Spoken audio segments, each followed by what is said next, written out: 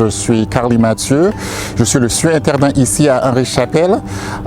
Ça fait à peu près 1 an et demi que je suis surintendant. Bonjour, moi c'est Amandine Jaunet. Je suis Cemetery Associate au cimetière américain Henri-Chapelle. C'est un nom un peu compliqué parce que j'ai beaucoup de casquettes, mais en gros je suis assistante de direction et guide.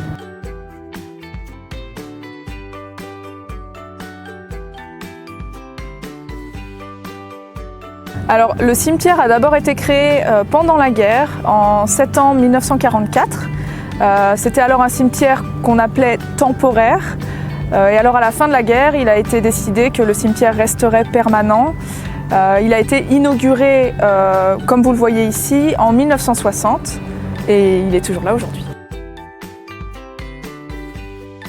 C'est le American Battle Monuments Commission qui est l'agence des États-Unis qui gère le cimetière.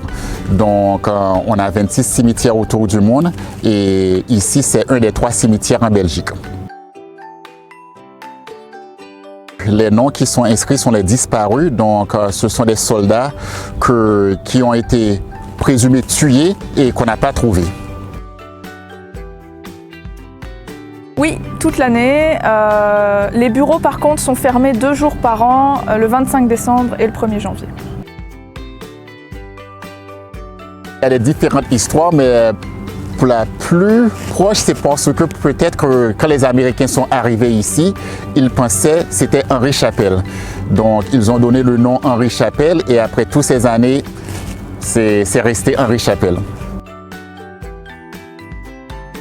La statue d'ange représente l'ange de la paix ou l'ange de la victoire. On a un petit débat interne parce que la branche d'olivier ressemble très fort à la branche de laurier, qui ont tous deux des symboles différents. Et donc voilà, d'un côté ça pourrait être la paix, la victoire ou les deux. Dans tous les cas, l'ange a été placé ici pour veiller sur les soldats qui sont enterrés. Tous les soldats me touchent d'une façon ou une autre.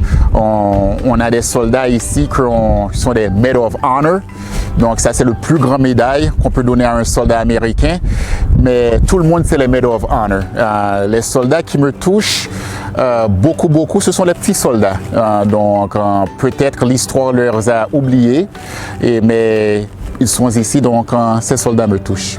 Moi, ce qui me touche particulièrement, c'est les histoires où il va y avoir des connexions avec les gens du coin.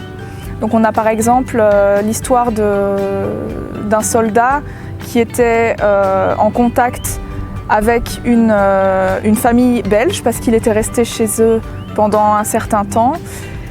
Et des années plus tard, une des membres de la famille a revu le petit-neveu, donc c'est vrai que c'est très intéressant quand il y a toujours des connexions comme ça. On a des cartes qui vont déjà vous donner un petit peu des idées sur les mouvements qu'il y a eu en Belgique, les mouvements militaires. Et vous allez avoir également nos brochures, un petit résumé sur l'histoire et différents fascicules. C'est un jour pour célébrer les soldats qui ont perdu leur vie pour les États-Unis. Memorial Day, c'est toujours le dernier samedi du mai.